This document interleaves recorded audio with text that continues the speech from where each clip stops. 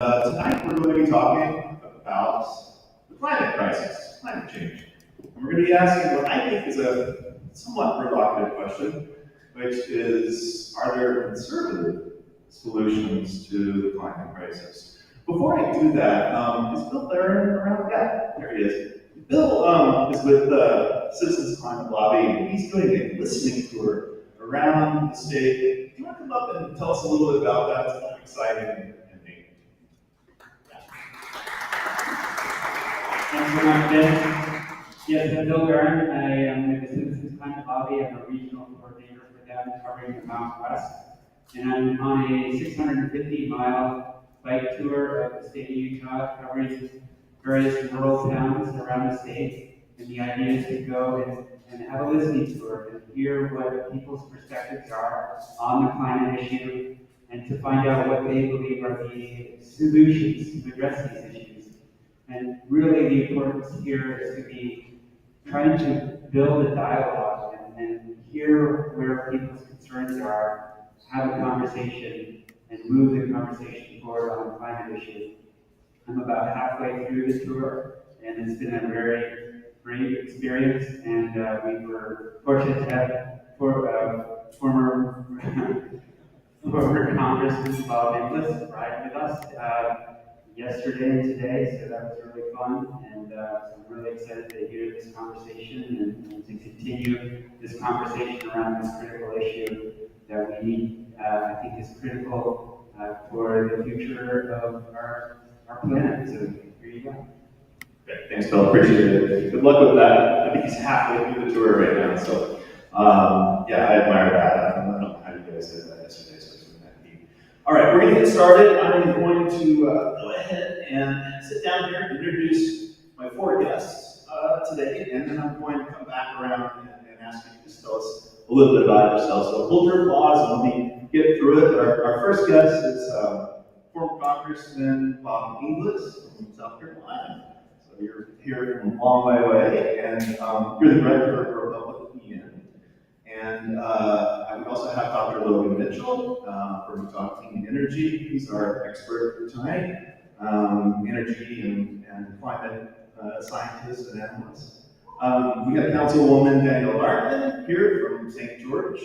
She's also a business owner here, amongst a whole bunch of other things. You might know about her bicycle initiative.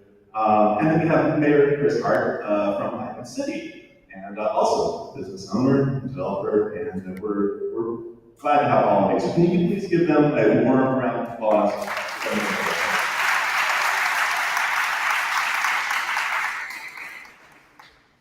So, Congressman, I'm going to start with you. Tell us a little bit about what Republic EN is, how you got involved in this issue, as briefly as you can, and let's talk about what the issue actually is. So, EN is a group of conservatives who care about climate change. So we're out to reach what we believe are the most indispensable partners in the indispensable nation, and that is American conservatives who would say, yes, we got a solution, yes we do, we got a solution, how about you? You know, remember the cheer in the middle school gym? That's what we want conservatives to cheer. We got a solution, yes we do. And so that's what we're talking about here tonight, right? But I should point out that I'm one of these guys that's maybe indicative of the kind of change that can happen among people, because for my first 6 years in Congress, I said that climate change was nonsense. I didn't know anything about it except that Al Gore was for it. And inasmuch as I represented Greenville, Spartanburg, South Carolina, U.S. Congress, that was the end of the inquiry for me. Okay, that's pretty ignorant, but that's the way it was for my first 6 years. Then I was out of Congress 6 years, came back in number 6. At the beginning of that, my son, who was voting for the first time, having just turned 18, he yelled us for about kids. It challenged me. He said in that race when I was running again for Congress, he said, Dad, I'll vote for you, but you're going to clean up your act on the environment. And so his 4 sisters agreed, his mother agreed, new constituency. And so that was step 1. Step 2 of this metamorphosis was going to Antarctica, see the evidence of ice core drillings. This is the guy that has the research on that. And then the third step for me was really a spiritual awakening, another science canoe trip, being inspired by the faith of an Aussie climate scientist who told me about acting on climate change as loving God and loving people.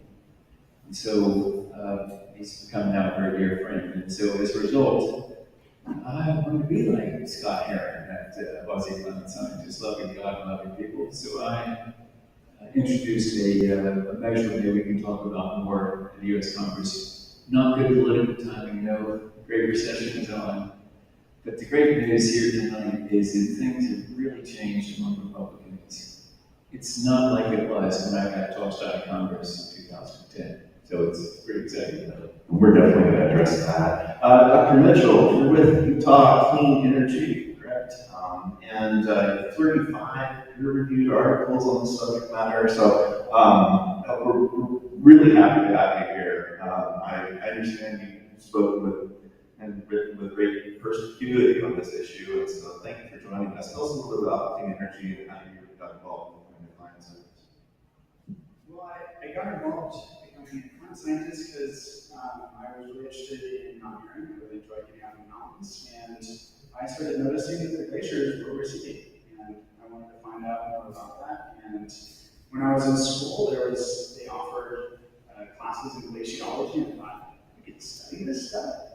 And one thing led to another, and a few years later, I was in Antarctica drilling ice cores, shipping them back home. I spent down there twice, and bring the ice cores back home, chop them up in little pieces, and you melt them down to extract the air, the ancient air out of the ice core, and I was measuring methane from thousands and thousands of years ago. And so I got a really strong paleoclimate background there. And then about 9 years ago, I came to the University of Utah and was working on greenhouse gas emissions from the Wasatch Front, environmental cities around the world, and also looking at air quality, looking at how our air quality trends have changed over time, and trying to understand the challenges that we face with that. The most recent project I worked on was actually looking at the history of air quality in Utah, which we may touch on at some point in the discussion. It's really fascinating. Great, welcome. And Councilwoman Larkin, it's so nice to see you again. Tell us about yourself. I know you own a business here, and you've been sitting on the city council for a little bit. Tell us anything you'd like to tell. We're going to get into sort of your familiar history with conservation and that sort of thing, but later on. But please tell us anything you'd like. Sure. I grew up in Utah and Arizona, so always in the desert. And I've been in St. George. I grew up in Salt Lake through high school in Salt Lake City, but I've been here in St. George for 32 years. And I guess that dates me pretty, for those of you who do math well. I am really interested in learning about this particular topic. I grew up with parents who were raised in Paramount, Utah. They were farmers and ranchers, and they've been there since the 1800s, and always politically conservative, but also extremely reliant on natural conservation for their livelihood. So the fact that sometimes that seems like those two things don't go together, the Congressman was, mentioned, that's really baffling for me, because our family, at least my relatives, they always voted Republican, except for once when Governor Matheson ran, because he's our cousin, so they all voted Democrat, but they're also extremely reliant on natural conservation. So that's me. I'm on the city council. I own a local business with my husband Darren. We have 4 kids, and I started the bicycle collective here in town, and I love riding bikes. I'd like to do a mountain bike tour. That sounds really fun. That's me. All right, we'll get you on that. Mayor Chris Harder, thank you so much for joining us. We only met a short time ago, but we had a really wonderful discussion, and I got to learn about your city and kind of some of the challenges it faces and opportunities. Tell us a little bit about yourself. I know you're also a business owner, and you've been mayor and by the city for how long? 13 years now. So please tell us a little bit about yourself, kind of how you came to this issue, and then we'll move on to talking about what the issue is. I migrated to southern Utah 25 or 6 years ago. Found myself getting involved in city government pretty early on after that as a developer, developing land in Ivans. Found myself against people who cared so much about that place because it was such a special place that I found that my thinking about what we ought to do changed dramatically over a very short period of time. And from almost the minute I arrived here, I recognized that this was a place that needed to be conserved, needed to be protected. It's not only a beautiful place, but ecologically it's a fascinating place. And so my interest in the land and the spirit of the land and the feeling of the place where I lived really developed quickly. And I found myself serving on committees and so forth because I wanted to offer my help if I could to the city. I was appointed to the Planning Commission and the City Council. I served as mayor for 13 years, so nearly 20 years now, serving in public office. And I discovered that when you are elected to office, that you take on a responsibility that extends beyond yourself. I didn't go into that in any of those positions with an agenda. I just wanted to do the right thing by our city. And as a government official, our responsibility is to see to it that regardless of what your politics is, regardless of what you believe about climate change or anything else, it's our responsibility to see to it that when you go in the bathroom in the morning and hop in the shower, that the water flows out of that tap. So it's a very pragmatic approach that we have to take to these issues that are so broad and so complicated. And so when we look at planning and so forth, we have to acknowledge that there's something going on that we have to anticipate to properly plan for our residents in the future. Okay, thank you, appreciate that. The outline where I'd like to take you in this discussion and our audience as well is discuss what the problem actually is before we start talking about solutions. Talk about conservatives' roles, because I think that's very confusing for a lot of people, and I like confusing people, I like defining their expectations, you know. And so we'll figure out maybe what the role is of conservatives or what it could be. Talk about possible solutions and then opportunities in the future. So let's start with the problem, Dr. Mitchell. Can you succinctly lay out the problem for us? Is there a climate problem? Are humans contributing to it?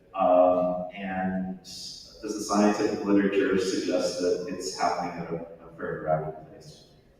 Yeah, that's a great question. It's a great place to start. So, and the answer is yes, the climate is warming. That's the most basic indicator, and it will continue into the future. And we know from a variety of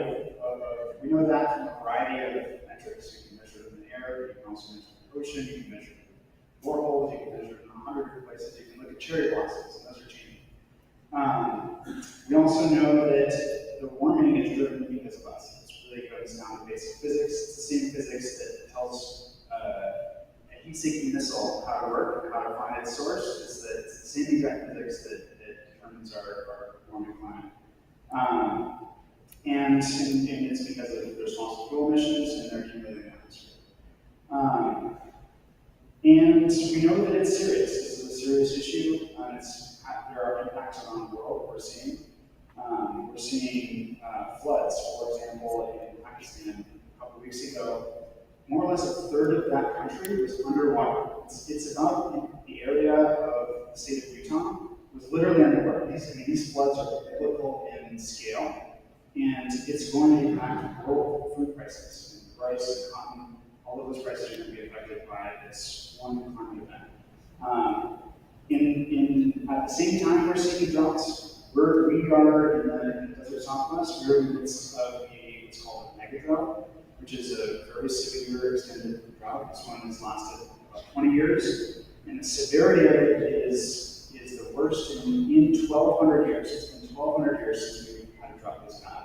And the folks that do a lot of climate modeling have assessed and looked at it and said about half of the severity of the drought is due to our warming temperatures. So, if we didn't have warming temperatures, we'd still be at a drought, but it wouldn't be half as severe as we are experiencing. We're also seeing wildfires at a scale that we're not expecting. So just a side anecdote about wildfires. I read a paper that was published about a decade ago, and they were projecting on the future and saying wildfire smoke is going to become a major issue in the western United States as the climate continues to warm. And if we go on a fast warming trajectory, it might get we might have a lot of smoke days in 2040 or 2050. And then about 5 years later, we're starting to have some of the most severe smoke we've ever had, for long stretches of the summer. It's a little bit better in southern Utah than it is in northern Utah. Northern Utah, we're downwind of the Sierra Nevadas and a lot of the forests in the Pacific Northwest, where we get a lot of smoke transport from. We're seeing incredibly high temperatures. In Salt Lake this year, we had 33 days over 100 degrees. And the previous record was 21. So this is an incredibly hot winter in northern Utah. Hasn't been quite as bad here because the monsoon this year has been a little bit more productive. But we're seeing just these, all of these accelerating climate impacts. And I talked to a lot of climate scientists. I know a lot of the folks who study different parts of the climate system. One of the things that has become very apparent among scientists is that these impacts that we have been projected to happen in 2040 or 2050, they're starting to show up now, much sooner than a lot of scientists thought they would. Scientists are actually a conservative group, it turns out. They don't want to get too far out beyond what they're absolutely sure about. And so they tend to be conservative about what they project. And we're starting to see that some of these events are actually exceeding these conservative projections. And you and I talked about that, and we're both kind of in a collective shock about how soon these things are coming. Before I go to Congressman Inglis, can you explain why the Paris Accord set the goal of 1.5 degrees Celsius, not allowing the world temperature on average to go above 1.5 degrees Celsius above pre-industrial area? What is it about that number that's so important?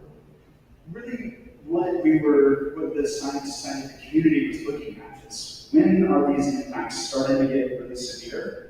And is there kind of a line in the sand that you can draw that says, okay, if we stop there, then we're gonna not cross some of these really big tipping points, destruction of some of the major ice sheets in Antarctica, melting of the permafrost in the Arctic.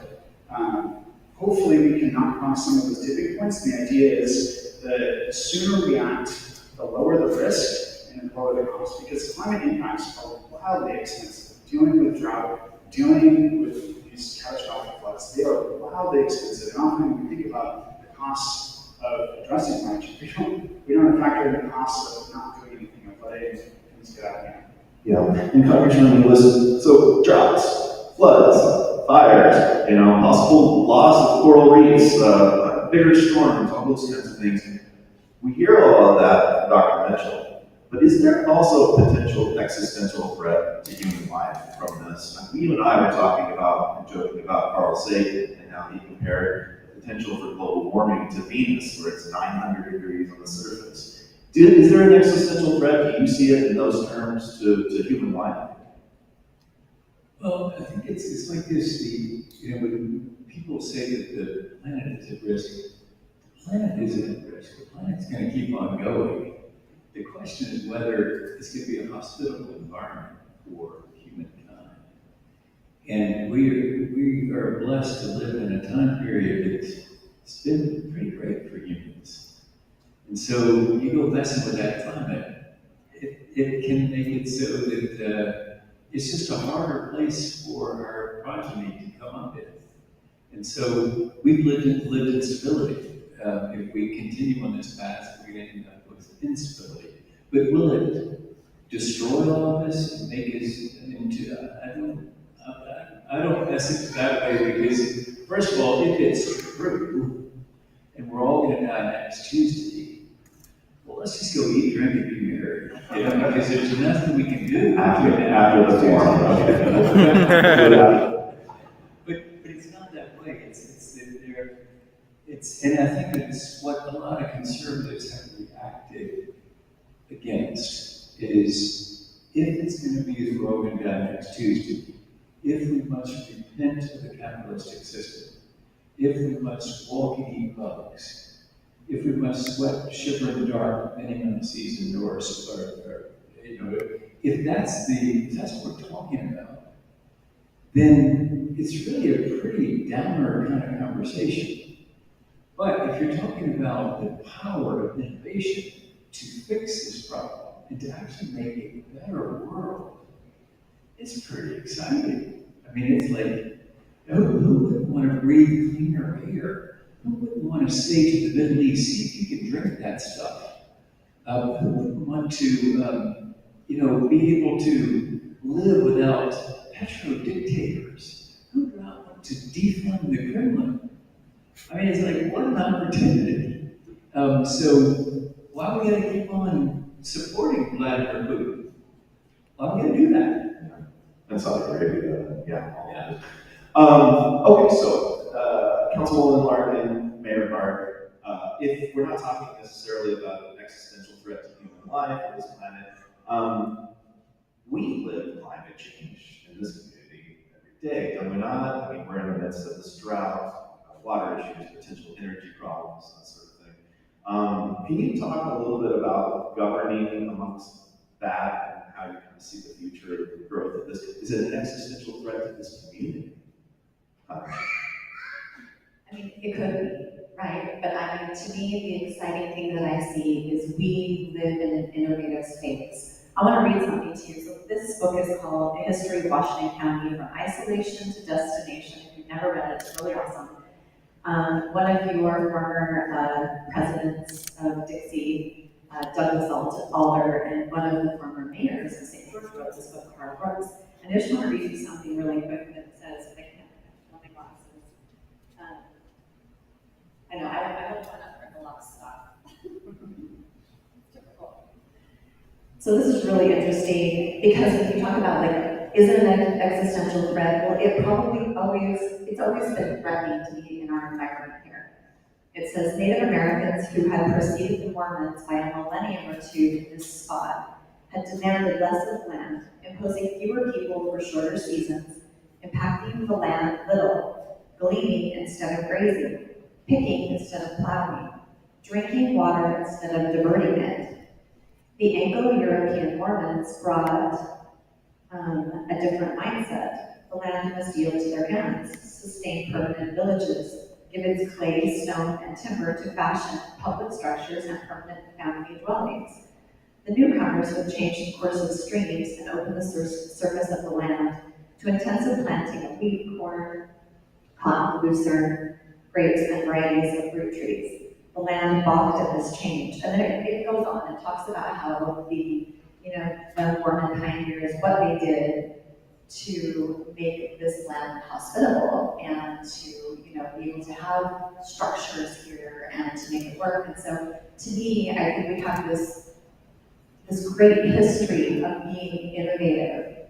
And I think that is going to be our future. We're going to do smart things to innovate so that we can continue to exist in this space. But if we don't do that, then yes, the answer to your question is yes. Yeah, and all three of you, I'm still in the downer part of this. We're going to get to, I promise, to the solutions. but I still want to kind of identify the problem. Mayor Hart, you and I have talked about the problems of governance and the issues you face. Maybe you can just very briefly just sort of discuss those that you think are a result of climate change, or perhaps not. What's your take on it? Well, there's no question there's a threat. Existential makes it sound very, very serious, and I personally think it is. The consequence of the change in the climate comes down to some very practical things as far as us serving in public office. And that is, we live in a desert, and we face water shortages, and have many times in the past. This is nothing new.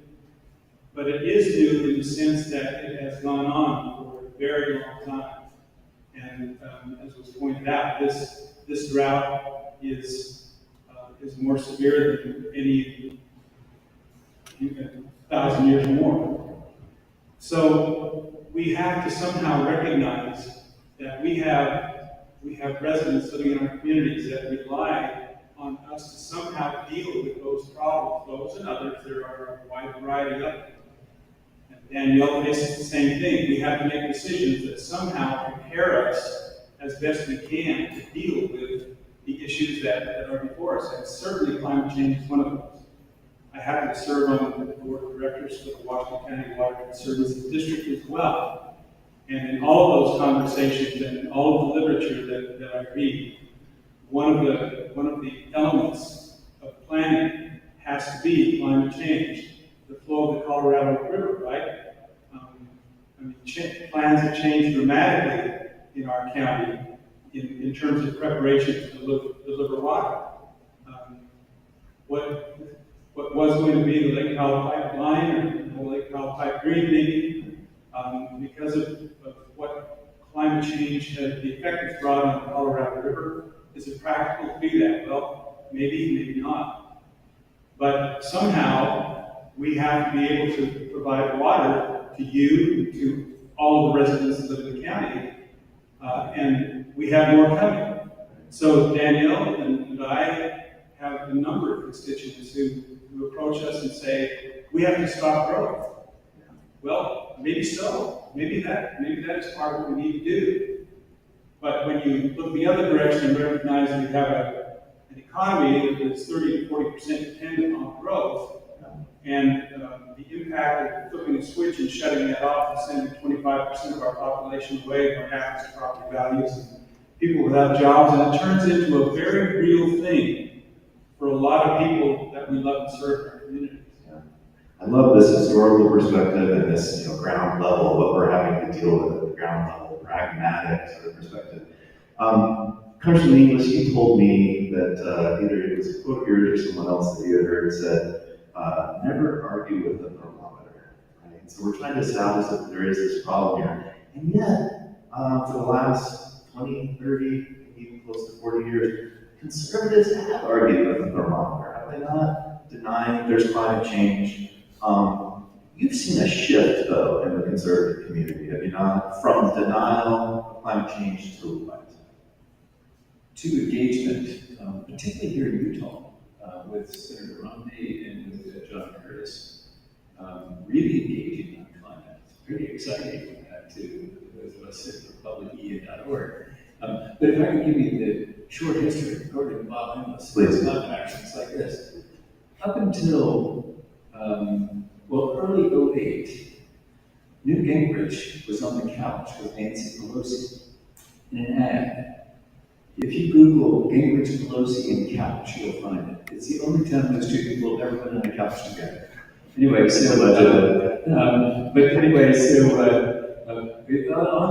ad, it starts like this. We don't agree on much, do we, Newt? No, Nancy, but we agree that climate change is real and we need to do something about it. That was early 2008. At the end of 2008, Newt had switched. We don't know about climate change. Two things had happened. One is a secret Muslim, non-American socialist, had been elected to the White House in the person of Barack Obama. He's none of those things, but sadly my party called him those names.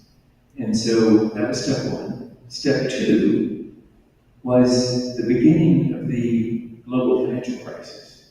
October of 2008, the wheels are coming off the financial system. And then that led to the Great Recession. And so basically, people like Newt were taking one of the worry beads off of the string. No, hey, what about climate change? So that was the end of 2008. We call it the decade of disastrous disputation. Because people who dispute the science that Logan Fish will tell you about, they don't like to be called deniers because that equates them with Holocaust denial. So we give them the courtesy of calling them disputers. So it's the decade of disastrous disputation. The good news is it ended in 2018 when my party, the Republican Party, lost control of the U.S. House in Washington. And it dawned on Kevin McCarthy, he who would be Speaker, that he could not be Speaker if you can't win suburban districts, and you can't win suburban districts with a retro position on climate change. And so that's the state of play right now, is the party is figuring out, hey, you know what? Young conservatives want action on climate change as much as young progressives do. And furthermore, as you just said, Vince, there's no good in arguing with a thermometer.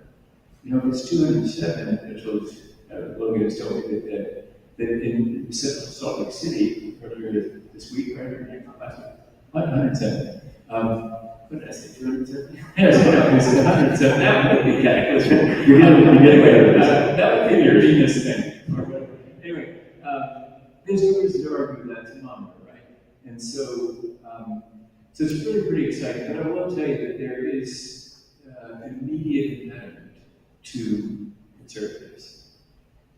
And that is that Donald Trump has a very near-term focus. He wants to win one more election. Very short term.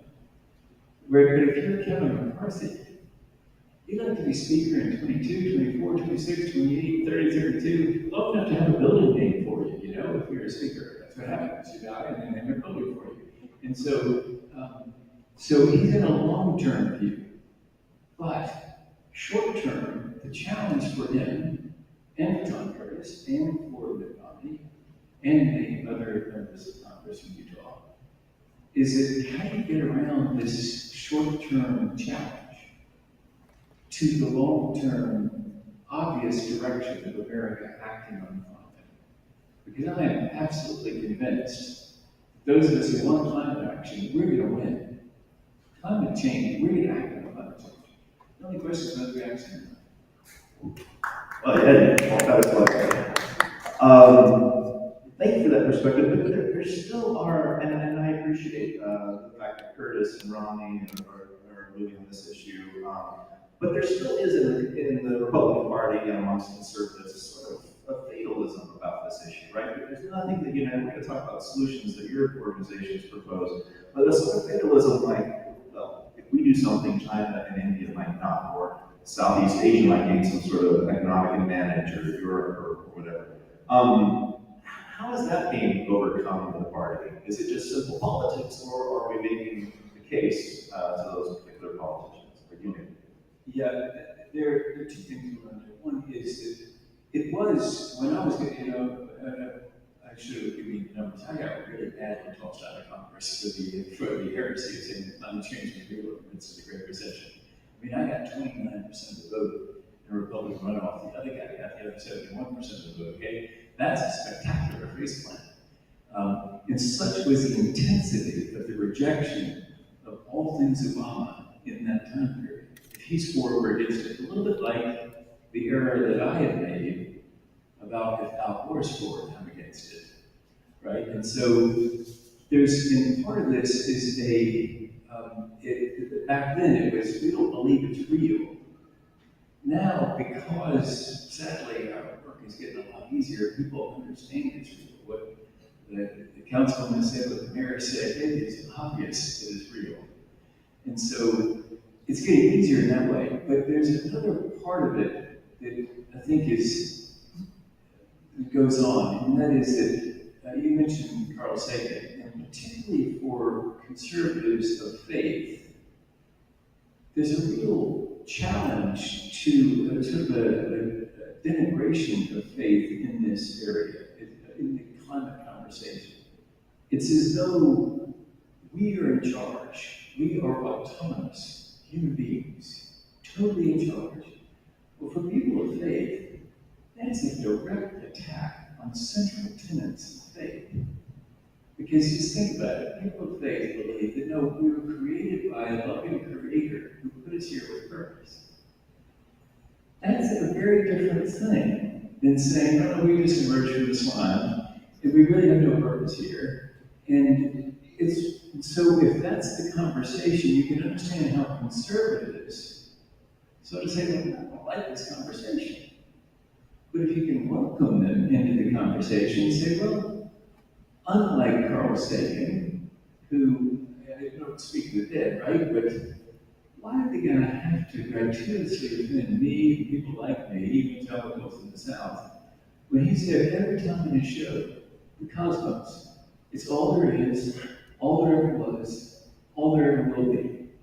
I mentioned events, and I wonder if he knew that he was just about paralleling a Revelation passage about Jesus being one who is, who was, and is to come. It's like, why did you do that, Carl? He was an atheist, that's why. You know, And a scientist. gratuitously offend, but it comes forward in the climate conversation, and you can understand how conservatives just feel a little uncomfortable in conversation. But if you can tell them, listen, you don't have to abandon your faith. Engage with us. And if you're an atheist, it's fine. Maybe you got a freedom to be that way. But respect the personal faith and say, you know, welcome to this conversation. You believe in a God who is sovereign. Okay, that's great. And do you also believe that humans are responsible? Now let's balance that. And that's a productive conversation right there. And of course, we live in a state, in a county that's very conservative, that has a lot of members of faith, and a particular faith. I've heard all three of you talk about Utah, Councilwoman Martin in a historical manner. Mayor Hart, I've spoken with you about the pragmatic way in which Utahns have addressed these problems that are based on climate change. And Dr. Mitchell, we've talked about the fact that Utah has this history of balancing the two, and doing it with lots of people with faith and then people who do not have faith in God or are religious. Do any of you want to speak to that about Utah and kind of our unique heritage and Dr. Mitchell, would you like to? Yeah, sure. One of the things that was really interesting as I looked back, I was looking specifically at air quality and Utah's history of air quality. And one of the consistent themes that shows up throughout our history is the acknowledgement that we need to be good stewards of our environment as we're developing our economy. And actually, those two things are very interdependent on each other. For example, if our air quality today was as bad as it was 30 years ago, or 50 years ago, or 100 years ago, nobody would live here. They would move somewhere else, someplace where they were working on their environment and making sure they're being good stewards. The fact that we have improved our environment and been good stewards over time, and we have had a steady improvement on our quality. That was another thing that But the air up north is still pretty bad, is it not? So the air up north is still pretty bad, yeah. And we still have ways to go. And as the climate is warming, some of our challenges are getting worse. But our air quality today is probably better along the Wasatch Front and in many parts of the state. Our air quality today is probably better than any time since the 1890s. And 1891 was the first time that an air quality ordinance was passed in Salt Lake City. That's 5 years before Utah became a state. So we've literally had regulations on the books for the entire history of our state. And over time, we have relied on scientific ingenuity to work on the challenge and make steady progress. Back then, all of the homes were heated with initially wood and coal, and then in the 1930s, that's when natural gas was introduced. People started to substitute natural gas for coal heating, and gradually things have gotten better. And cars came along, and initially cars just didn't have any emission controls at all. And then somebody invented how it further, and all of a sudden we started to lower emissions. Even though we've been growing dramatically, our emissions, a lot of the airplane emissions are actually going down. It's actually an amazing success story, but it doesn't mean that we're done. We've got a lot more to do, and that's the really exciting part. Did you want to speak to that, Aaron? So the tradition in my city, the history is the original 13 settler families that came up on the Santa Clara Bench and homesteaded an acre of land and had to dig ditches and lived in tents and sacrificed so much and worked endlessly. And that's a story that has been repeated various times throughout the county. So really the tradition here is if we work together, we can solve problems. And so labels to me, we are elected aside from any political party affiliation. So I'm an independent, frankly, and a conservative guy, I guess, at this age, more than I was, I think, when I was in my 20s. But labels, I think, tend to get in the way of solutions. So we say conservative solution or liberal solution or this party's or that party's. I've learned after all these years in public office that there are a lot of smart people out there. There are a lot of Logans, maybe not quite to Logan-esque, but there are a lot of folks out there who know a lot more about many things than I do. And the day I stop listening, and frankly, the day any of us stop listening and say, I have all the answers, and my ideas and my point of view is the only one that matters, and I'm going to shout down anybody who dares to pronounce some alternative. Solutions flee to the background, they run away. We need to pay attention to that which other people know. And their opinions, even if it's not based on knowledge, what do they think? And I think the greatest solutions that have come out in my experience in our own city have been those where we listened to our residents, paid attention to the ideas they were passing along to us, and then discussed them and try to find something that incorporated as many of those good ideas as we could. In Congress, much harder to do. You're dealing with millions instead of 9,000 people. But I would hope that would be the takeaway here, is that we better work together, because we're in this together. If we're going to have water or electricity or whatever, we better figure out together what we can do to make sure that those services are going to remain available to us. What can I do to conserve water? What can I do to conserve power, whatever? While we're in that spirit of unity, it's incumbent upon me to mention that the Utah Tech is doing a climate initiative, and we're seeking people from the public to help advise, to research, and that sort of thing. It's being spearheaded by Dr. Rico Sesto. I don't see him somewhere around there. There he is, way in the back. So if you're interested in joining that, contact me or contact Dr. Del Sesto. So, that spirit of unity, I like hearing about that. Did you want to say something, Councilwoman Clark?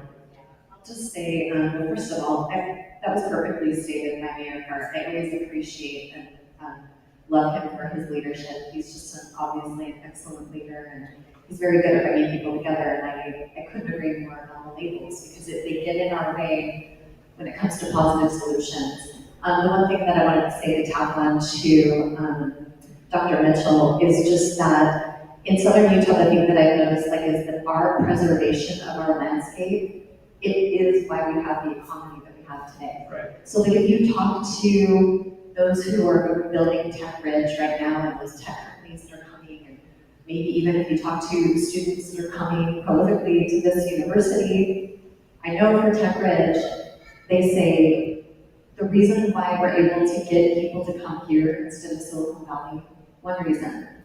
In 10 minutes, they could be on a hike in one of the most gorgeous places in the world. Right. So. Right. All right, so let's see if we can dispense with some labels then and get to solutions. We'll call them conservative solutions, but really they're just solutions, aren't they? I mean, I'll try to get away from the labels, but the left has pretty much dominated the discussion of this issue up until recently. And Republican has come along and has said a few things that they don't like about what's been proposed, what's been passed, and that sort of thing. So let's talk about those for a second. You're against more regulation, am I correct? And against trying to incentivize our way to a solution to this problem. I mean, the Inflation Reduction Act had something like $370 billion in incentives for people to use clean and renewable energy, and for households and businesses and things like that. So we've got a lot of incentives coming out of that bill, but your organizations would favor incentives. Am I correct? Why not? Well, That's a solution. There's three ways to respond to change. You can attempt to regulate pollution, regulate CO2 pollution. The problem with that is you can't regulate Chinese pollution. And so if you regulate here and they don't regulate there, and manufacturers pick up and move from here to there, they emit more there than they were emitting here. So you cleaned up local air, but you went downhill in solving climate change. So we're not so big on regulatory solutions. Now, that's not always true when it comes to things like fugitive methane emissions, though. There you have a situation where maybe the price signal isn't strong enough and you need some sort of regulations. But if you're talking CO2, burning of stuff, then it's really hard to regulate that and get the Chinese in on it. Then you could say, well, they're going to follow our moral example. It's not working out so well for us on human rights and things like that this year. So the second approach is to incentivize clean energy. And if I were still in Congress and the Inflation Reduction Act energy provisions had been in a freestanding bill, I might have voted for it. But the problem was, of course, it was in a reconciliation package. And reconciliation is a process by which a fragile majority in the US Senate that doesn't have 60 votes crams down the throats of a reluctant minority a bill that can't otherwise get passed. We did it as Republicans and got 0 Democrat votes. They did it this time, Democrats did it, and they got 0 Republican votes. And the reason that, say, Mitt Romney would vote for it is probably because he can count. And he can see that they got 51 votes on this thing, why vote for it?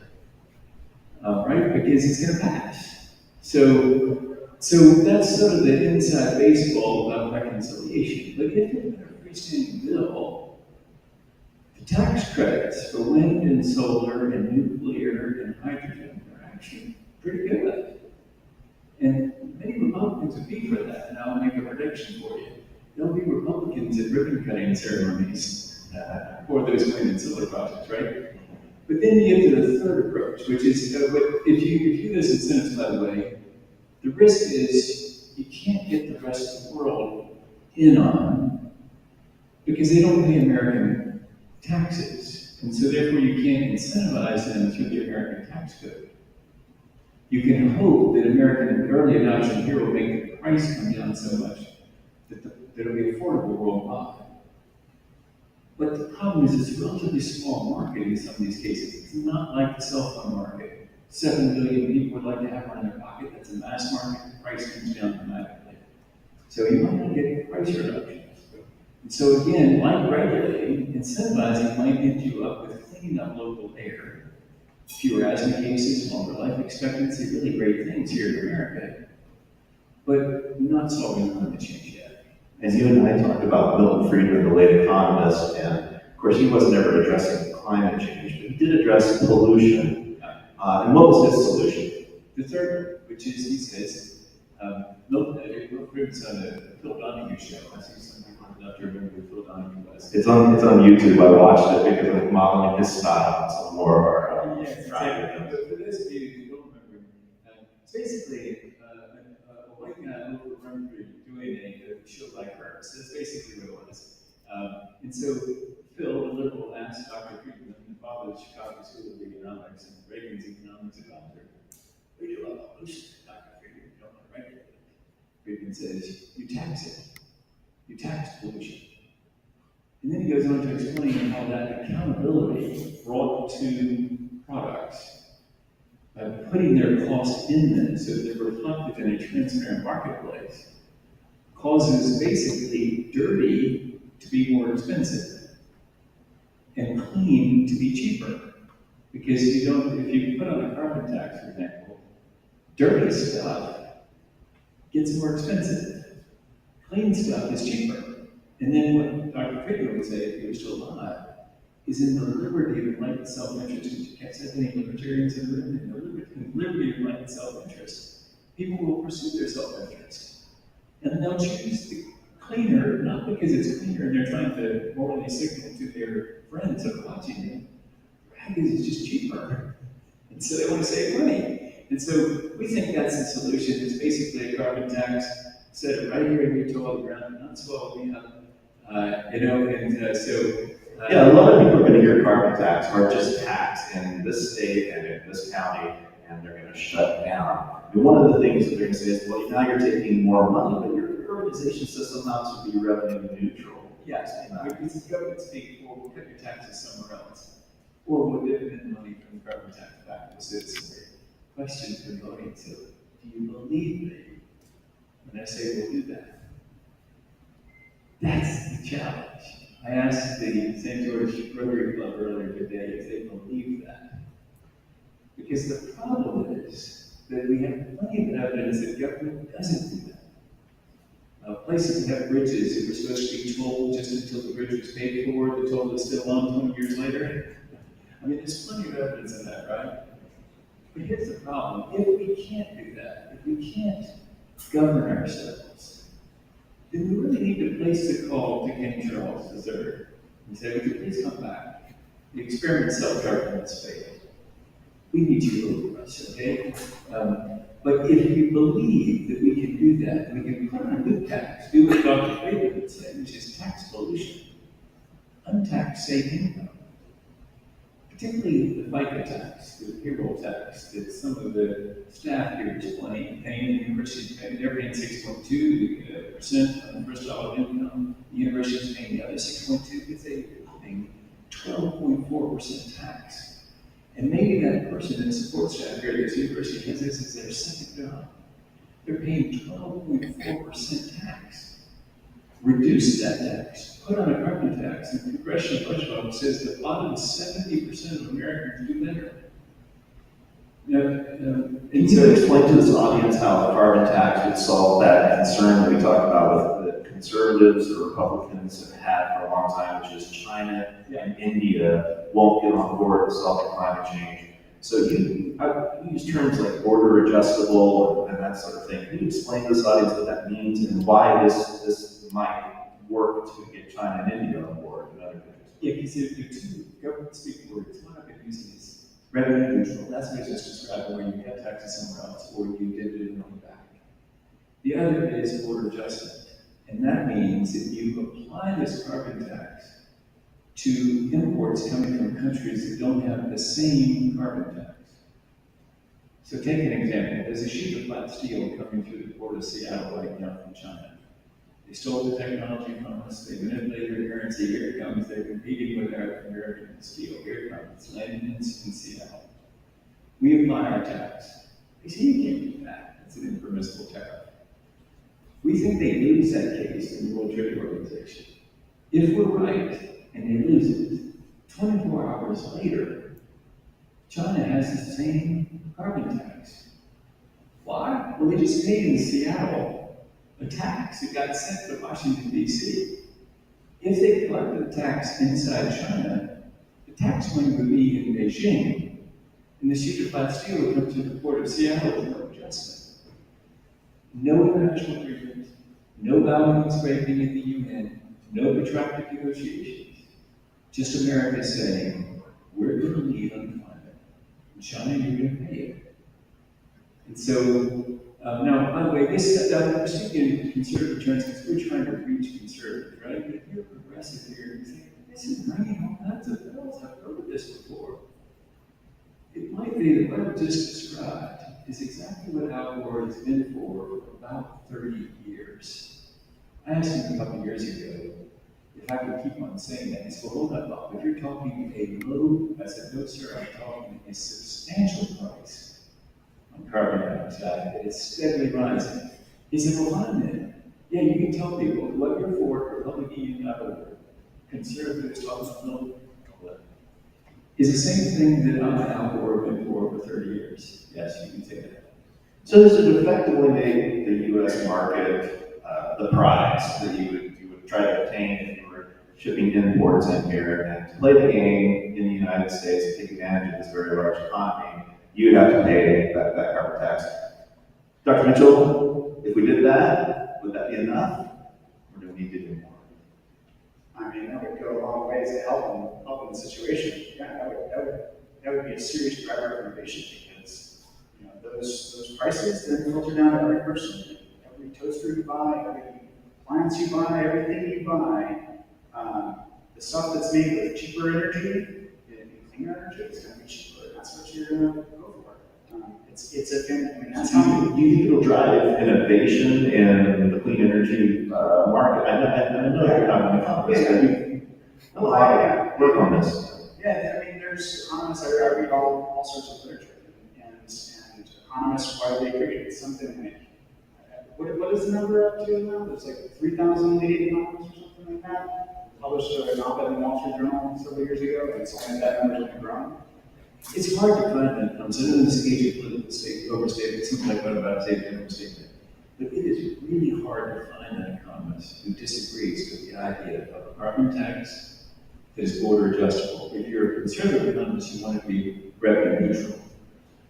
But it's hard to find an economist that disagrees with that. In fact, I once asked a senior economist at Virginia Tech, give me a name of an economist I should read that would be opposed to it. He sat back in his chair, I thought Mr. Stephen, I was an old guy. He sat back in his chair, he said, and he said, I can't think of one. In fact, you can't be an economist if you don't agree with that. He said it'd be like being a scientist and not believing in the scientific method.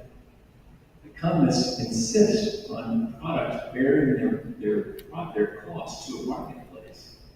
All economists do, whether you're Paul Krugman on the left or Greg Mankiw on the right. And what I would say, to further answer what Logan was just saying, is this thing called MIT has this thing called En-ROADS. Sounds like they're a subsidiary of ours. We would be a subsidiary of theirs. That's supposed to be En-ROADS, R-O-A-D-S. And it's a simulation, and it's played as a game actually. How do you solve climate change? And if you do that simulation as a team, let me give you a clue here, you can win the competition. Choose a carbon tax first. It's the thing that really drives down emissions. I can't get them to disagree on this, but how about two of you? What would the impact of the carbon tax? And when you hear that as a solution to this problem, even if it's revenue neutral and border adjustable and that sort of thing, does it strike your ears, someone in Washington County and Shawnee area, as something that would be a good solution, or does this sound like kind of a problem for you? Well, I can't speak from your heart. For me, carbon taxes always made sense. Take even water in Southern Utah. Water, we've never charged it, it's actually worth. We've always paid less than the worth of the water. So same. And that's true of energy as well. It's true of energy, it's true of water, and for me, it's a natural way for us to do the right thing. I know the word tax is, a scary word, but for it to be revenue neutral, it actually worked really well in our space. Mayor Hart, we're going to go 4 for 4. So from where I sit, congressmen, senators, politicians, and economists can afford that, probably. They can afford the price of gas doubling, can afford 15% inflation. What about the senior widow who lives in my township area on fixed income, who still like to drive a car, can't afford an electric one? Who pays attention to those who are hurt the most by this tax or any other tax or whatever? My hope always is that in any discussion about something like this, that those folks who are less fortunate or in situations that don't allow them to absorb any additional cost in their annual budget, somebody needs to pay attention to them. I do in my city, and I think somebody needs to on the national scale and in the scientific community as well. Yeah, I can address that. You're exactly right. We need to address that because the problem with the carbon tax by itself is it hurts poor people. Carbon tax is what economists call regressive, right? If you take an Econ 101, it hurts poor people. Because if you put on, say, a $30 per ton price in carbon dioxide at the mine, at the pipeline, by the way, it's a very administratively simple thing to do. IRS could do it in a room smaller than this, right? It's a very simple thing to do. That would cause the price of gasoline to go up by 30 cents a gallon at the pump. And the price of electricity, average home, would go up by $11 a month. Now, that's not much for people in this room to have plenty of money, but the ones that the mayor was just talking about, it's a serious problem, that $11 and that 30 cents a gallon, right? But if they're working, the mayor has picked a particularly hard case, the senior, that's hard, because unlike what I was just talking about, that FICA tax, the 6.2 and 6.2, that retired person is no longer paying FICA taxes, so I can't get her that way or in that way. But the bill that I had, advertising for it, I guess, is that we would have done a prospective increase in Social Security to cover the energy inflation that would be coming to that man or woman that you just described, so that we would prepare her or him in their Social Security check for that 30 cent per gallon increase, the price of gasoline, and the $11 a month. And so there's a way to do it, but it's exactly right. You've got to deal with those people. And by the way, I'm a conservative who believes that conservatives should be the first to mention regressivity, because our whole platform is that people should be able to succeed, to prosper in free enterprise. Well, if you're not taking care of the least of these, it's really a pretty lousy philosophy. And so you got to address regressivity as a conservative very aggressively and say, yeah, you bet we care about poor people. We want them to succeed. And this is how we're going to do it. We're going to figure a way to help them with this energy inflation that's coming their way, because it is coming their way. But then they go to the grocery store and they find the stuff that is cheaper, or the shelves at Walmart, it's cheaper because it's cleaner, just like Logan was just saying. Then you got something happening in free enterprise. The prices go down on that stuff because they're competing to sell at Walmart the cheaper stuff, and it's cleaner. And if that were to happen, Dr. Mitchell, I know you've spoken and written about taking advantage of these kinds of opportunities. No matter what you believe about climate change, we're moving towards these cleaner energies, are we not? And what kind of opportunities does that give us as a nation? So I've actually come to think about this challenge differently. Often we think about climate change, and I talk, I'm very well aware of all of the challenges that we face, and it can get really depressing. But we're at a point where things are changing fast. And the way I like to describe it is, the things that we're going to see in the next 20 to 30 years is on the scale of the Industrial Revolution. We're going to remake our entire economic and energy system in the next couple of decades. And the Industrial Revolution took 100 years, 150 years. We're going to see that in the next 20 or 30 years. And it's because the entire global community has agreed, like, hey, this is a challenge that we need to face, we need to move forward on it. And there are a lot of people working on it. And that is an enormous scale, it's enormous market pressure. And we are seeing that the pace of innovation that's happening right now is astronomical. The price of LED lighting, the price of electric vehicles and batteries and solar panels and wind, all of these things are dropping like rocks. And today, the cheapest form of energy is solar. And it's actually getting cheaper, as we're scaling up. The pace of innovation is astounding, and now I've started to think about it differently. It used to be a decade ago, it was like, oh, if we're going to address climate change, we're going to have to sacrifice our way of life, we're going to have to, Now I see it exactly the opposite. There is a massive, massive economic opportunity. We're going to make this transition, and it's going to happen. The question is, who's going to invent the future of our electricity system first? And who's going to sell that to the rest of the world? And so we're at this phase, we're at this place where the innovation, the jobs, the growth, that's either going to happen in Utah or California or Germany or China. And that is the choice. And if we're just stuck, arguing about the science, and let's forget about the science, and let's forget about the arguments of the past. Who wants to drive the economy of the future? And by the way, you're also going to get cleaner air, cleaner water, and you're going to get a pat on the back because you're being a good steward.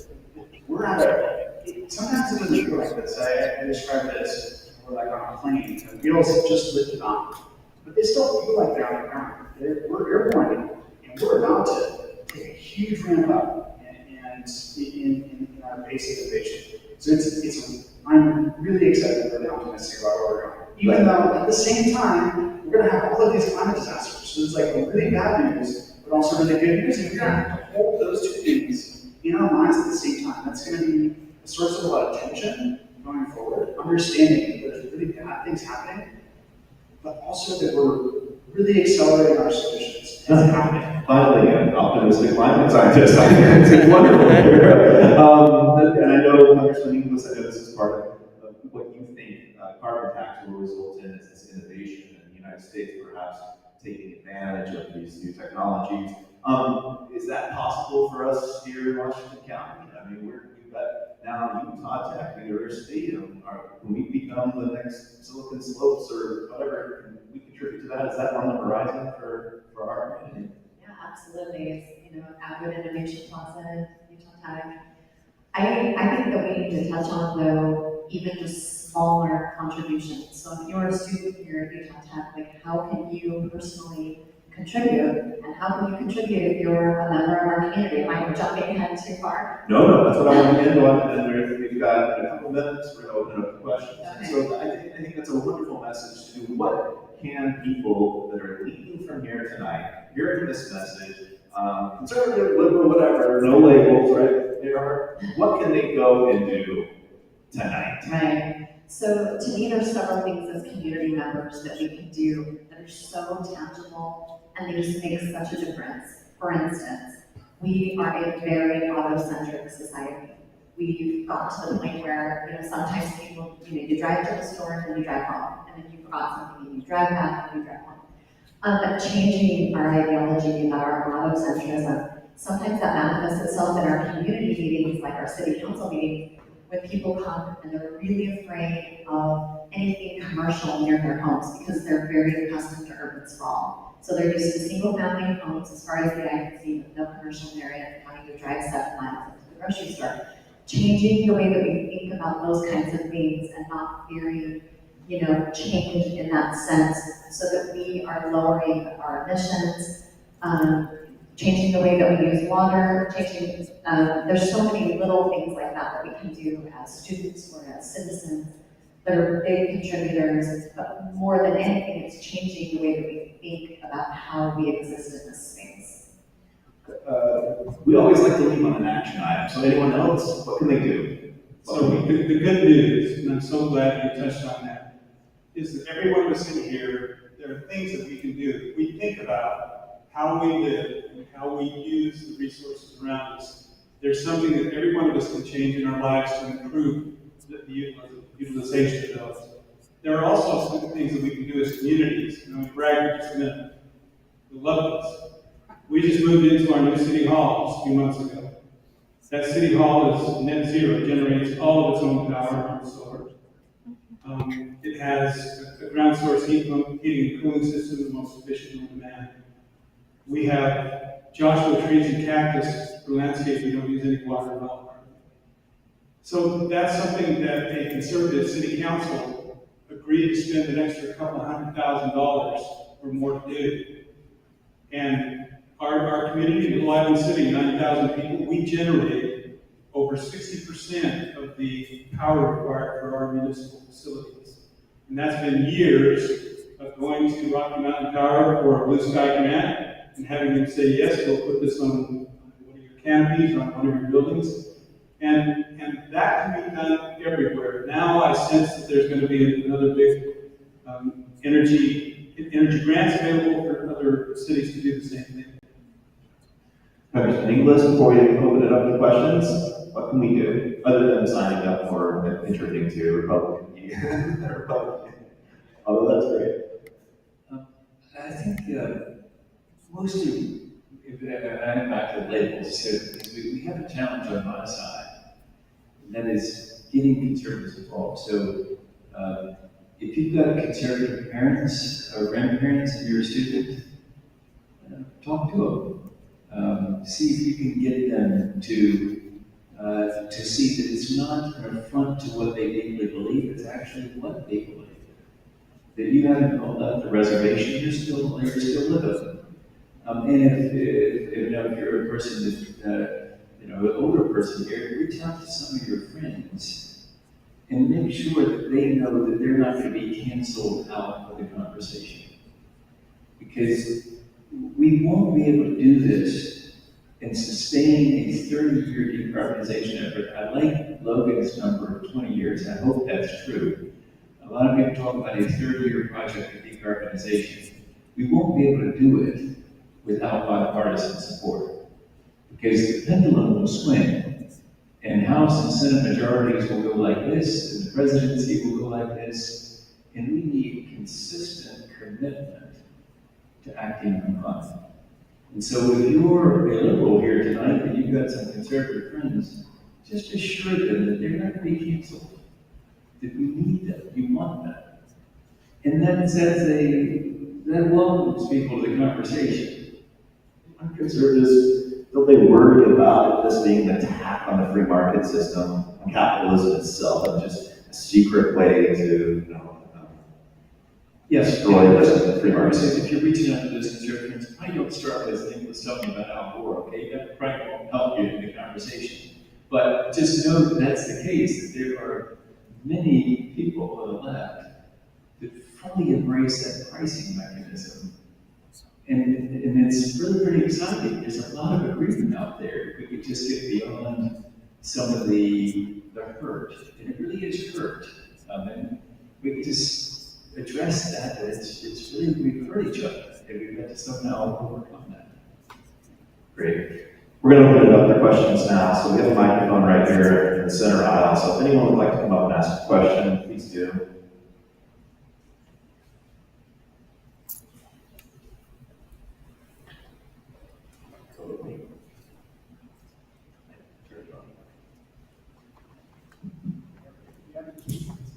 Good evening, guys. Hi. So I just wanted to know, what can we do to make climate change more enticing to those who would otherwise be more resistant to it? I've always been a firm believer that sometimes you have to slacken your grip to win a game of tug of war. So how do we get the other side, so to say, to really be excited about climate change rather than resistant to it? I think you were kind of getting to that at the end, weren't you? This tightening of the grip thing, though. Is that what you said? Tightening of grip? Is that helpful? I think, yeah, Logan was up that, but it's just telling the exciting thing about the technology, right? I mean, it's an exciting story. And I mean, this is a scientist telling me it's an exciting thing. I mean, the economists will tell you it's an exciting thing. And so, sell the sizzle is what you got to do, right? And but it's also just focus over from the hurt, because that's the reality. Can I give you just an example? I was once in Berkeley, California with my son, who's finishing up education there, and we're the Berkeley Farmers Market, and this is a pretty little place from South Carolina, you know? And so we're getting our organic carrots, and there's a guy with a Duke University t-shirt on. And so my son asked, did you go to Duke? And the guy said, no, I just got a t-shirt. He says, well, my son says, well, these are my parents, they met at Duke, that's what I was asking.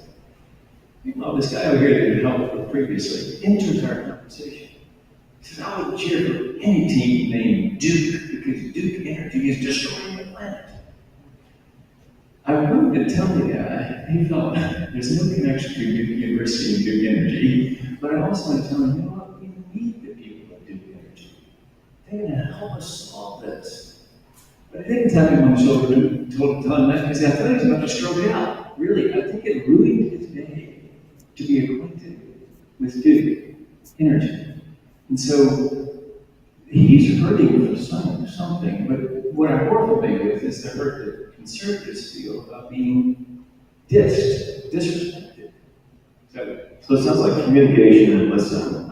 Political divide is the greatest divide we have in this country now, more than a lot of other categories.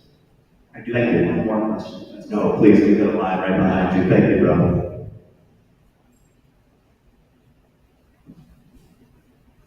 Hi, I just wanted to ask, so I'm a researcher, right? I've read all the books and articles, and I've written my own papers on it, and I've always noticed that it always ends up boiling down to deforestation in my opinion. I was just curious if you guys had any thoughts on that. Great question. Well, it sounds like you might be more of an expert than I am. Deforestation is absolutely an important part of the conversation. It's an important challenge that we're facing. It's a component to the climate system, and it's also important for the other ecosystem services that forests provide for us. And so that is an absolutely important part of the conversation. There's federal legislation working on stopping deforestation around the world. So that's absolutely an important part of the conversation. A lot of us are terrified when we're watching the Amazon burn. I wonder, what possibly do with that. Yeah, I mean, they're important ecosystems and they provide lots of services. There's an immense amount of diversity there. They're important for so many different reasons. Thank you, great question. So I have a question kind of concerning the energy crisis in Europe right now. So since they have been so progressive in adopting a lot of solar and wind, we see that they still struggle with reduction in the importation of oil from Russia. So are those really sustainable, and would nuclear or something other than that be better? Great question as well, and this conversation I had in my classes, and these are the points that they were bringing up. When you're relying upon an oil pipeline, say from Russia, and you try to move to renewable, it's not enough. And, is nuclear the answer? Can I add to that question? Because I know for the city of St. George, we have a really diversified portfolio for that exact reason. So I'd love to hear your answer. I didn't know that. Yeah. So I'm gonna have two parts to this question. Two parts to answer. One is a part from Utah's history, and then kind of how I see our future playing out. So in Utah's future in 1930, everyone used coal to keep their buildings. They recognized that this was a major challenge for the air quality and it was causing all kinds of health effects. And that's when natural gas was introduced. And it took 70 or so years, but by the late 90s, nobody was using coal to keep their homes heated. We had built this amazing network of pipes across all of our cities that we were heating our homes and water. And that is fantastically complex. In 1930, they said this is so expensive. Nobody could possibly afford it. We're only the very, very rich can afford it.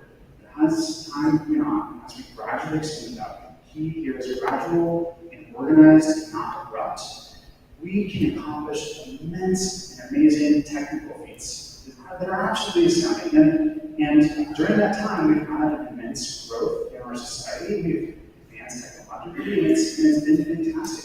Having cheap energy has absolutely allowed us to develop. So, I don't think it is impossible. There will be bumps along the way, absolutely, and the situation in New York is very dire. It's because of, a dictator invading a foreign country, which we absolutely don't support at all, and that is a challenge. Looking out 20 or 30 years from now, what I see is wind and solar, I think, is going to supply somewhere in the order of like 60 to 80% of our power. And then that last 20 to 40% is going to be something else. Now, right now, there's intense competition between nuclear, geothermal, hydrogen, bioenergy, and a few other things. And all of those right now are more expensive than wind and solar. But they're dispatchable. We can turn them off and turn them on. And there's a ton of innovation in Utah. We have this really cool project called Utah Forge. It's a DOE-sponsored project where they're using directional drilling techniques from the natural gas industry to create industrial scale geothermal things. And if that works, geothermal can be anywhere and everywhere. We could be getting consistent power from the earth all the time. And right now, it's a brand new technology. We're seeing small modular nuclear reactors that could change the future of our power system. So there's a lot. And there's also a hydrogen hub coming in Utah. Yeah. So there's tons of innovation going on in I've space. been wishing for hydrogen and a hydrogen car for about 35 years now, but did you want to say anything? I just wanted to say, the most important thing he just said was gradual, organized, and non-abrupt. That is the plan that St. George Energy Department uses, and it works really well. And so we have been super dependent on coal, but we're gradually, in an organized way, not abruptly, changing over to more solar, more wind, more hydro. So if you're ever interested, if anyone's ever interested in seeing that plan, it's very interesting. Great, excellent. Let's go to another question. Thank you for your question. That's one. Just wanted to thank the panel for this wonderful presentation. I am a Central resident. I'm a nurse at the hospital. I have been and I'm working some other jobs right now. One of the things that was really tragic that I saw come up with some pretty horrific bike accidents. I wanted to speak specifically in the context of can you hear me? Solutions. I wanted to know if there's any plans or if it's feasible to sort of kind of have protected bike lanes. And I also want to speak to other ideas you've thought about, such as police vehicles or EV buses. I'm also a parent, and sometimes I'm always trying to tell other parents to turn off your car and stop the idling. So just some of these local solutions that you think you've discussed. Just want to see if you can speak to any of those that are on your radar. When I get depressed about the world and its affairs and everything, I don't have the influence that Congressman Inglis has, and you've got these solutions that potentially could, change the world. But I always come back to St. George. I always come back to our community and campus, and I always come back to my city and to my county, and then my state, and then I think beyond. But yeah, that's a great question. It's a great question. Yeah, we are always, yes, to all of your questions, we're always working towards all of that. One of the things that we're really working on with our entire county and our entire community is connectivity with all of our trails. Because that, as far as a protected bike lane, is like the best. If there's connectivity, you can get where you need to go. As far as electric buses, yes, we are looking at those currently. Also hydrogen buses. So that is something that the city, I think the next few buses we purchase are actually hydrogen, and the county is doing a collaboration with buses that go out to Zion National Park, and those will all be electric. One of the cool things to note is that UDOT has changed their ideology. They used to be about moving cars fast, right? Now they're about human mobility. And so just changing that focus has really changed the way that we look at our infrastructure. But great question. I hope to see all that in the future. Thank you.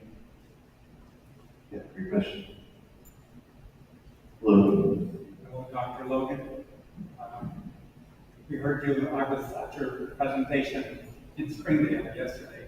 I wanted to, and Bobby, did you get the mic here? I'll get closer there. I heard them last night in Springdale. They came and talked to us about small. And I wanted to turn to the water issue. And wonder if, I was impressed with your discussion last night of what's happening around the Great Salt Lake issue. I mean, we're a long ways. Here in Washington County, we don't pay a lot of attention like we should to what's happening in the Great Salt Lake. But your discussion about what the legislature and the communities are doing to try to more effectively use water, because I think that's something that we can learn from down here, that we're going to be facing those water issues over the years. And whether it's incentives to farmers. I'm a small farmer up in Rockville, Utah, and I understand, I can see what's been happening to my hay crop. So what can you say to the community here who might be thinking more of urban problems about the rural issues here in Washington County, particularly around water? Thank you. So our community in St. George, I think, just recently adopted your water conservation ordinance. We have a brand new one in place. It's far more restricted on particularly new construction. Always a touchy thing when you talk about conservation, when it has to do with existing residences and businesses who complied with all regulations and so forth at the time. So it's really a two-pronged thing. It's education and incentivizing changes to be made in existing homes, businesses, and so forth.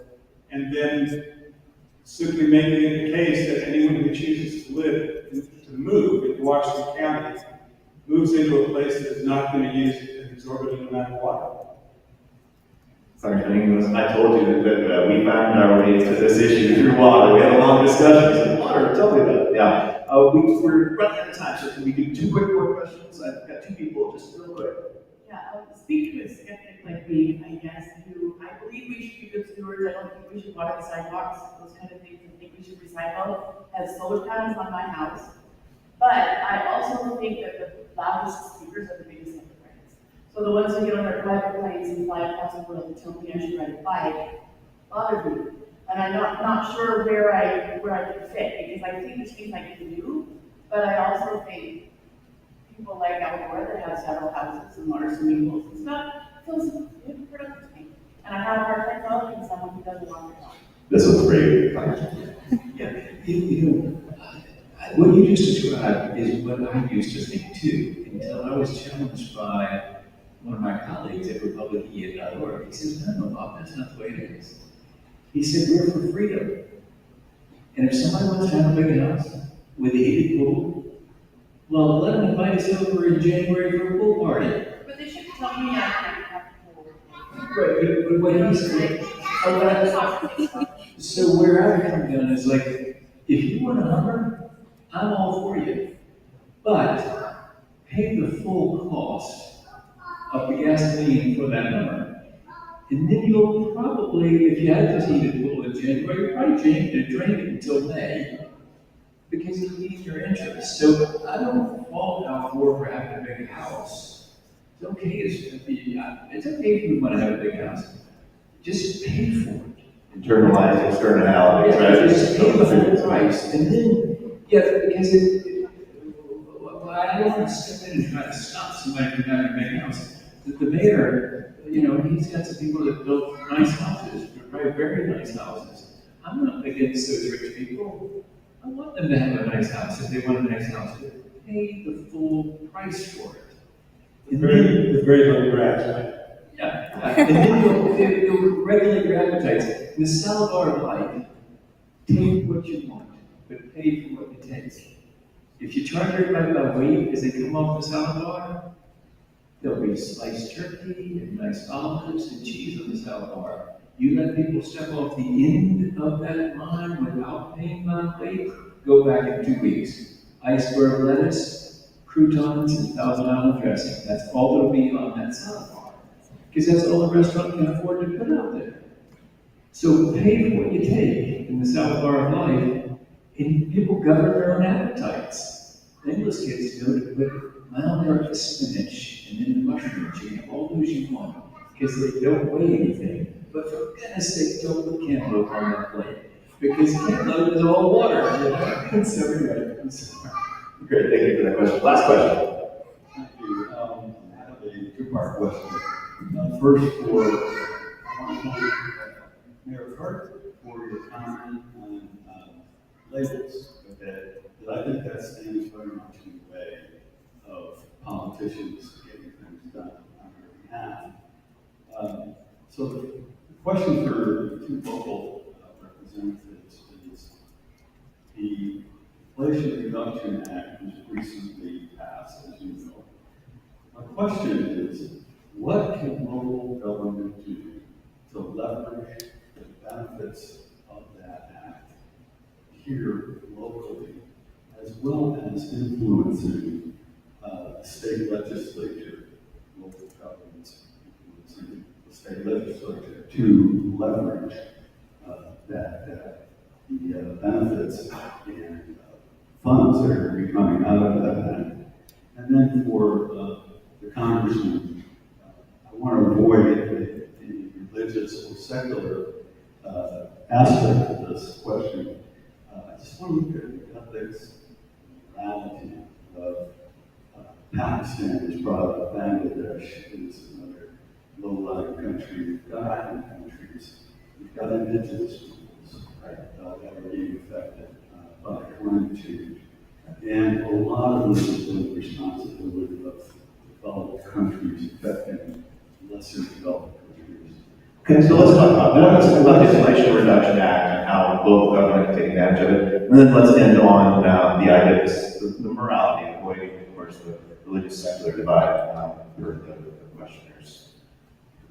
All I'll say to that is it's always challenging for us to do anything to gain assistance or help with anything that is higher than us in government or beyond us in government without being at the table. So what we do locally is we have legislative liaisons. So anything like that we want to create effective change. And it's interesting, when I first got elected to city council, I thought, I don't need to go to Salt Lake to talk to our legislators, I can just email them, or I don't need to go to DC. I thought it was a waste. The reality is, it is still a pretty old school system. I think Mayor can attest to this, I hope he can. I think he's probably had the same experience.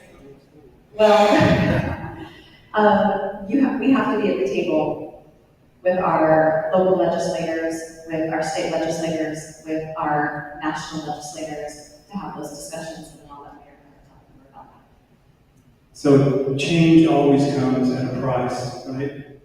And as a county and as cities, we've got to prioritize. When we have opportunities to receive funding for, and usually it comes with strings attached. I mean, there are certain things we can spend it on, certain things we cannot.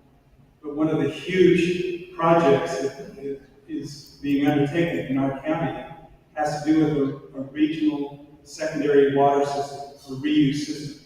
It involves new reservoirs, it involves a plumbing system that's massive in scale. And the encouraging thing to me is that we're seeing cities in this county, the Water Conservancy District, the county itself, lining up behind investing in infrastructure that's going to improve our ability to provide this precious resource that's becoming more and more limited. And so I think that's where you're going to see a lot of this go, both locally, in our case, our own local secondary water system, but then this regional system as well. Very important to everyone in this county. Yeah, and just so you know, this week, I, along with our legislative liaison and our mayor and several other people in our community, actually met with Congressman Stewart about exactly what Mayor Hart's talking about. So that's why I say we have to be at the table, we have to be kind of in their face and be really obvious about the stuff that we need, or we don't get it done, we don't take part in that. That's great to hear. Did you ever have anybody in your face, Congressman? Did you ever have anybody in your face? So this is great to hear, right? Why don't we end on the questioner's second part about morality, about how poor countries are probably going to suffer the effects of climate change first. Would you agree with that, Dr. Mitchell? And most harshly, Bob, what do you want to say about that? Yeah, I appreciate the question because it may sound like county free enterprise, but we usually do it for public.org. We put the adjective accountable free enterprise, accountable in front of the word free.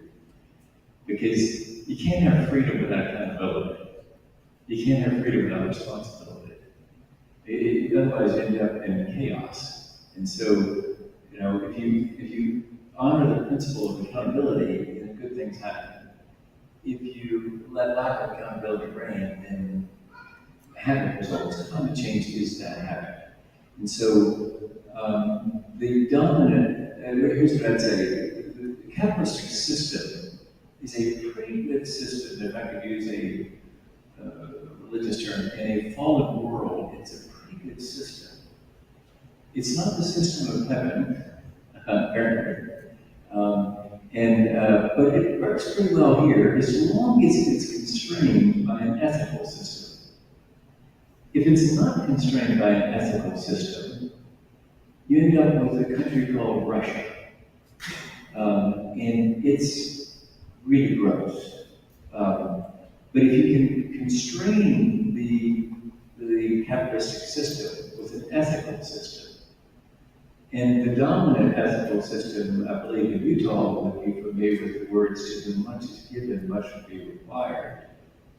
And so, to Pakistan, we have an enormous obligation because we've got a lot, and we're the ones that created a lot of those emissions. And so, to whom much is given, much will be required. And so, that's why I say welcome people of faith into the conversation because they've got a lot to offer, and don't shun them. Welcome everybody to the conversation. Try to say, go in the street as help because the mayor's words earlier, and both of you had these wonderful words about just getting together, getting people together. That's what cities do. It's doing so much better, yes, than Congress does because Congress gets into the big fight. But But that's what we can do. We really can overcome this. It's pretty exciting. That's a great message to end on. Thank you for those of you who stayed with us. Give them another round of applause for those.